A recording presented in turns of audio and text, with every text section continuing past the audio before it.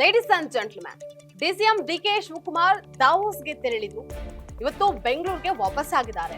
ಆದರೆ ಡಿಕೆ ಇಲ್ಲದ ಸಂದರ್ಭದಲ್ಲಿ ಸಿಎಂ ಸಿದ್ದರಾಮಯ್ಯ ಅವರು ಹುಬ್ಬಳ್ಳಿಯಲ್ಲಿ ಮನೆ ಹಂಚಿಕೆಯ ಕಾರ್ಯಕ್ರಮವನ್ನ ನಡೆಸಿದ್ರು. ಈ ಕಾರ್ಯಕ್ರಮವನ್ನ ಡಿಕೆ ಬಂದ ಬಳಿಕವೇ ಮಾಡಬಹುದಾಗಿತ್ತು. ಆದ್ರೆ ಬೇಕು ಅಂತಾನೆ ಡಿಕೆ ಅವರನ್ನ ನೆಗ್ಲೆಕ್ಟ್ ಮಾಡಿದ್ರಾ ಅನ್ನುವಂತಹ ಅನುಮಾನಗಳು ಮೂಡಿದೆ. ವೀಕ್ಷಕರೇ, ನೆಲ ಜಲ ಭಾಷೆಗಾಗಿ ಪ್ರಾಮಾಣಿಕ ಪತ್ರಿಕೋದ್ಯಮ. ನೀವು ನೋಡ್ತಾ ಇದ್ದೀರಾ focus TV.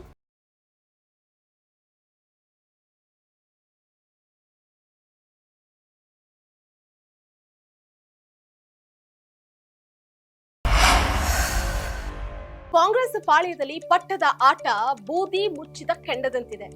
DCM DK Shivakumar ದಾವೋಸ್ಗೆ ತೆರಳಿದ್ರಿಂದ ಕುರ್ಚಿ ಕದನ ಸೈಲೆಂಟ್ ಆಗಿದೆ ಅಷ್ಟೇ.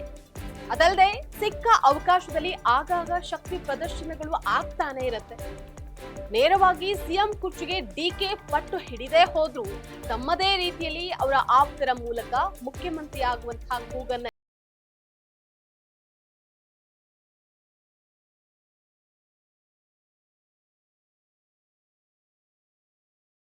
ಹೊತ್ತಲ್ಲೇ ಸಿಕ್ಕಂತಹ ಅವಕಾಶವನ್ನೇ ಬಳಸಿಕೊಂಡು ಸಿಎಂ ಸಿದ್ದರಾಮಯ್ಯ ಶಕ್ತಿ ಪ್ರದರ್ಶನ ಮಾಡಿದ್ದಾರೆ.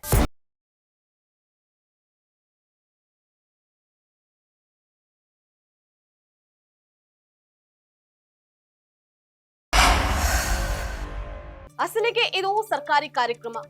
ಸೂರು ಇಲ್ಲದಂತವರಿಗೆ ಸ್ಲಂ ಬೋರ್ಡ್ ನಿಂದ ನಿರ್ಮಾಣವಾದ ಮನೆ ಹಂಚಿಕೆ ಮಾಡುವಂತಹ ಕಾರ್ಯಕ್ರಮ ಇದಾಗಿದೆ.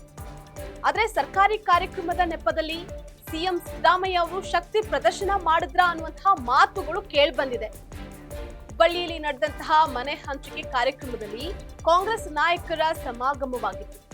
ಸಚಿವರಾದ Mahadevappa, Zameer Ahmed Khan, K H Muniyappa, B K Hariprasad, N H Konareddy ಉಪಸ್ಥಿತರಿದ್ದರು.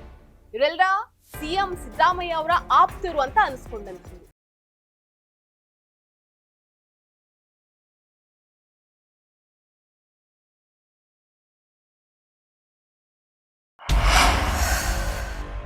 ಆದ್ರೆ ಡಿಕೆ ಬಣದ ಸಚಿವರಾಗ್ಲಿ ಶಾಸಕರಾಗ್ಲಿ ಈ ಕಾರ್ಯಕ್ರಮದಲ್ಲಿ ಭಾಗಿಯಾಗಿರ್ಲಿಲ್ಲ. ಕಾರ್ಯಕ್ರಮದಲ್ಲಿ ಸಿಎಂ ಸಿದ್ದರಾಮಯ್ಯ ಆಪ್ತರದ್ದೇ ಅಬ್ಬರ ಇತ್ತು. ಸಿಎಂ ಆಪ್ತ ವಲಯದಲ್ಲಿ ಗುರುತಿಸಿಕೊಂಡಿರುವಂತಹ ಘಟಾನುಘಟಿ ನಾಯಕರು ಭಾಗಿಯಾಗಿದ್ರು ಅನ್ನೋದೇ ವಿಶೇಷ. ಕಾಂಗ್ರೆಸ್ನಲ್ಲಿ ಪಟ್ಟದ ಫೈಟ್ ಜೊತೆಗೆ ಶಕ್ತಿ ಪ್ರದರ್ಶನ ಕೂಡ ದೊಡ್ಡ ಪ್ರಮಾಣದಲ್ಲಿ ನಡೀತಾ ಇದೆ.